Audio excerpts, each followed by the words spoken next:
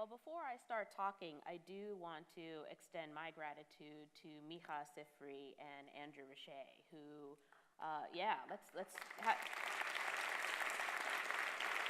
right?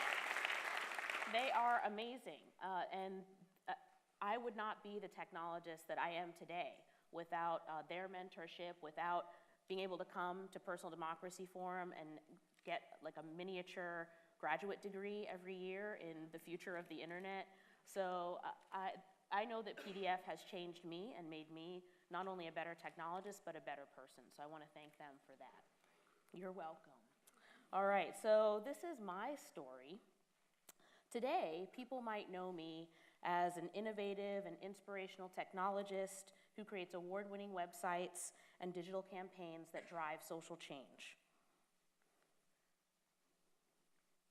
Here's a photo of me with Mark Zuckerberg and some friends, some of whom are here today, at a Facebook party at South by Southwest a few years ago. You might wonder, what is it like to be the only Black woman in a room full of the world's top techies? You might think that I was born a Black nerd, or a blurred, as we're now being called in the media. The truth is that I was once this kid. This is actually my picture from the pre-digital Facebook at Yale, I was just another struggling minority scholarship student back then, hoping to find a job someday that would help me pay for my fancy Ivy League education. When I first moved into my dorm room at Yale, I told my mother that we'd have to find a way to get me a computer. Otherwise, I just wouldn't be able to compete with the other kids. My mom was a teacher. My father was dead. We didn't have a lot of money lying around for computers. I found a program that allowed me to buy a Mac from the school store and attach it to my student loans. I made all the arrangements, but when the day came to go pick up my new computer, I was scared, terrified. I'd never owned anything that cost so much. So I dragged along my boyfriend from the 7th grade, Michael, on the pretense that it might be heavy, but truly I was just scared of the dang thing. Then I made him sit on my bed while I set it up. I think I was afraid I'd break it or blow it up or just screw up somehow. Michael was very supportive in the way that only someone who's known you since you were 13 can be. Setting up that Mac SE gave me a big boost of confidence. I felt good that I was able to get it working without too much drama. I felt I could do anything. But what really changed my life, however, was this woman, Margaret Krebs. You see, as a part of my scholarship package at Yale, I had to have a school job, and I was super broke. The highest paying job on campus was washing dishes in the kitchens. I hate washing dishes.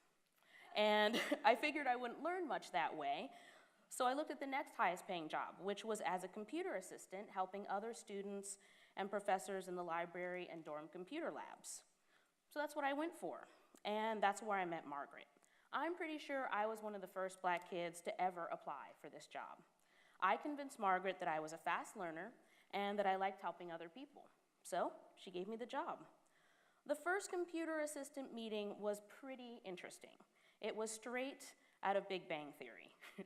Out of 3 or so kids, there were only 4 women, and for 3 years, only 1 Black person, me. I don't know why I didn't just turn and run that first day. I think it was because in a room full of misfits, I wasn't alone. And in fact, my fellow computer assistants, who were the geekiest guys on campus, were pretty welcoming, though very curious about me. My new super dork friends invested in training me and gave me the confidence that I could learn what I needed to know. And after a few stumbles, I actually came to enjoy it. I never experienced racism from my fellow computer assistants, although sometimes I did from the very people asking for my help with the printer or their floppy disk.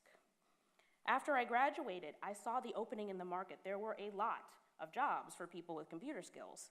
I steered my career in a direction that united my newfound love of gear and gadgets with my passion for connecting people and creating new ways for people to make their voices heard.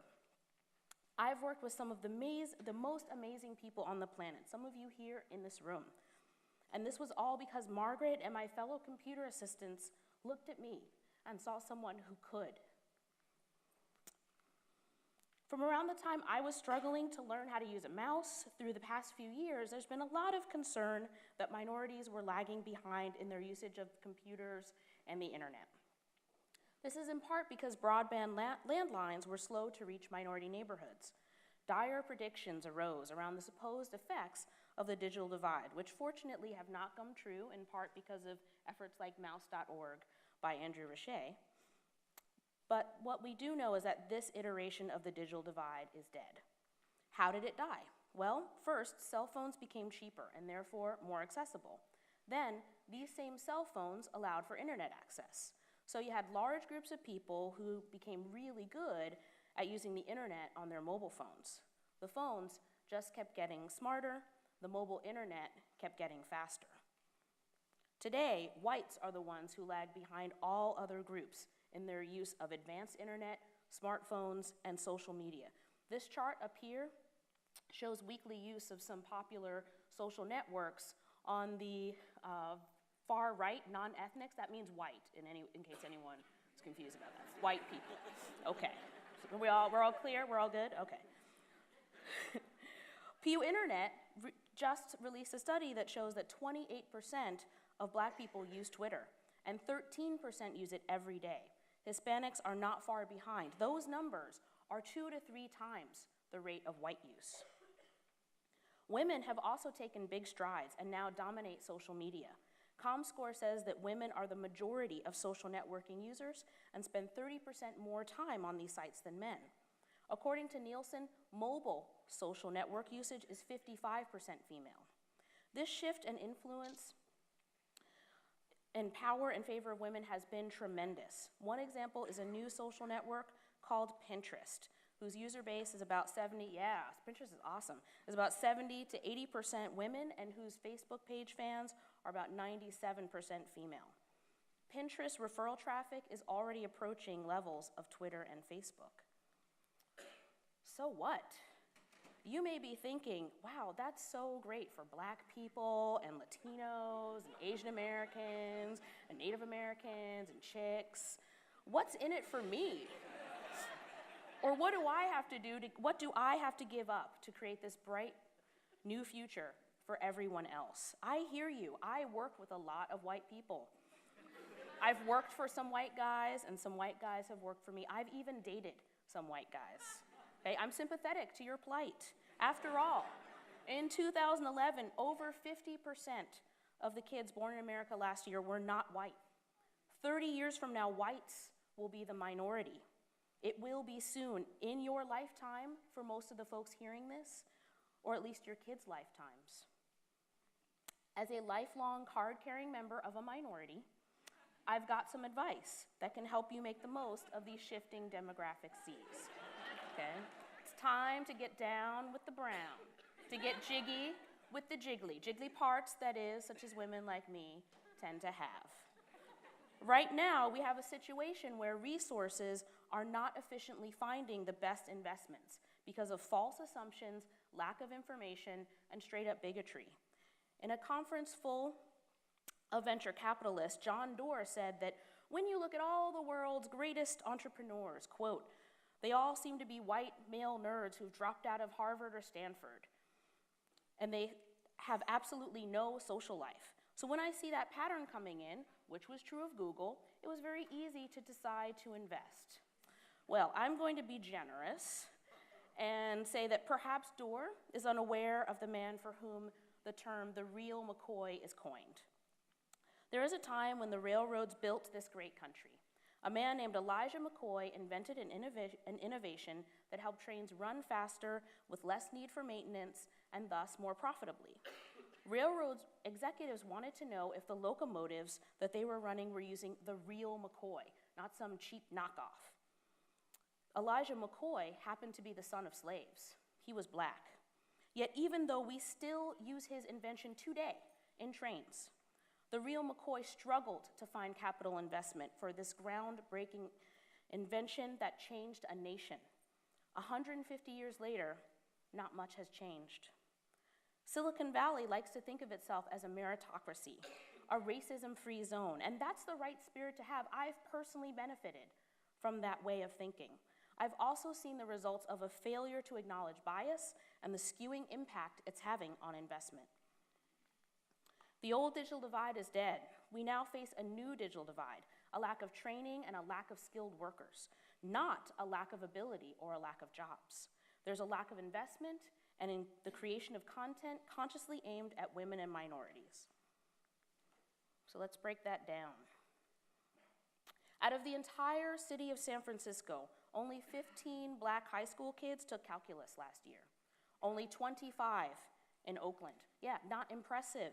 This is just one example of the type of education kids need to prepare for a career in technology that they are just not getting. Right now, today, we have people who desperately need jobs, yet good jobs in technology are going unfilled. Unfilled vacancies at tech recruiting firms tripled in the last year. The shortage is causing instability and salary inflation. Our work is slowed down when we can't find qualified, trained, or even interested people. In addition, the people using the services of tomorrow are not represented in the companies creating products for them today. Ultimately, that has to impact the quality of the product. Companies continue to create software, apps, and interfaces with the assumption that their audience is primarily white males. Any marketing pro will tell you, you have to know your audience. I recently played a video game that had only two choices of female avatars, a young white woman and a younger white woman. Not exactly a game I'd buy or recommend. According to a study from Kauffman Foundation, only 4 to 9% of venture capital has gone to women entrepreneurs. So, according to my friend Rachel Payne, who leads global strategic alliances at Google, if you're a woman who has been successful in this business like me, you have bootstrapped, dodged, darted, begged, borrowed, and ultimately innovated past anyone's wildest imagination. As Dave McClure of 500 Startups has said, that means if a tech company is not headed by a white, male, nerd college dropout, it's probably undervalued. It's a really good deal. So what's in it for you? Well, opportunity, money, and power. It's time to recognize that the person who is clicking like in Facebook or just reblogged a video in Tumblr or uploaded a photo to Instagram or just retweeted something smart on a mobile phone is more likely to be Black or brown. Those are the companies that will succeed and make the most money in the future. I mean, do you like money is really what I'm asking, because I like money.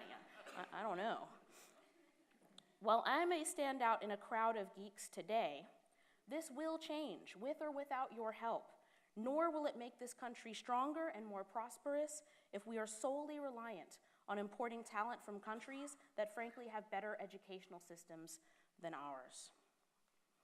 Josh Mailman and Drew Bernard didn't invest angel funding in my new software product called Attentively because they feel sorry for me. My clients, like One Campaign, Define American, NRDC, and the Tides Foundation, don't hire me because they feel sorry for me. My staff didn't come to choose to work with me because they feel sorry for me. They saw the results I've been able to create, helping amazing organizations touch millions of lives. They looked past my race and my gender and saw someone with whom they could do good while doing good. So how can you get in on this action? Yeah. If you own a big tech company, consider setting up free or low-cost training in computer programming, robotics, or basic engineering at a school in a poor or mostly minority neighborhood. Think of these as fertile recruiting stations where you can cherry pick among overlooked talent willing to work harder and more cheaply than you might imagine. If you own a small company, consider an internship and see if you can recruit someone who isn't a young white male nerd. Hire someone who may have less skills and experience, but more promise and drive. If you're a teacher, consider infusing more tech talk, no matter the subject you teach. Inspire your students to see themselves succeeding in a world of technology. If you're a parent, let your kids play video games. Sheryl Sandberg, the COO of Facebook, recently said that all the female technologists she knows played video games as kids.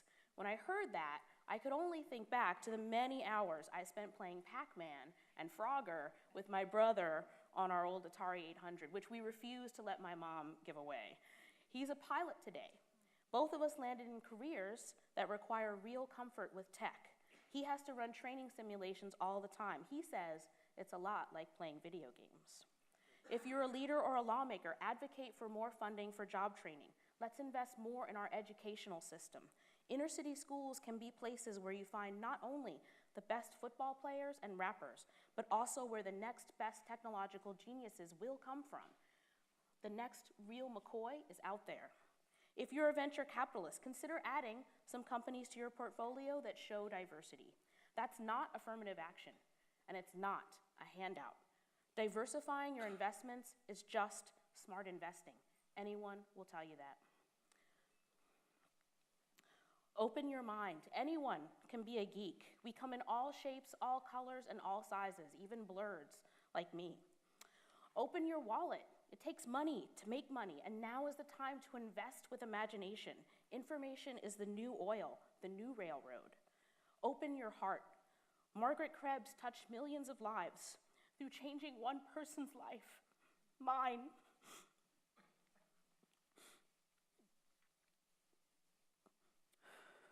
True power comes from nurturing new power. You have the power to shape the future and decimate the new digital divide. You have the power to bury racism and sexism and set the stage for a stronger, more prosperous future for ourselves and for our country.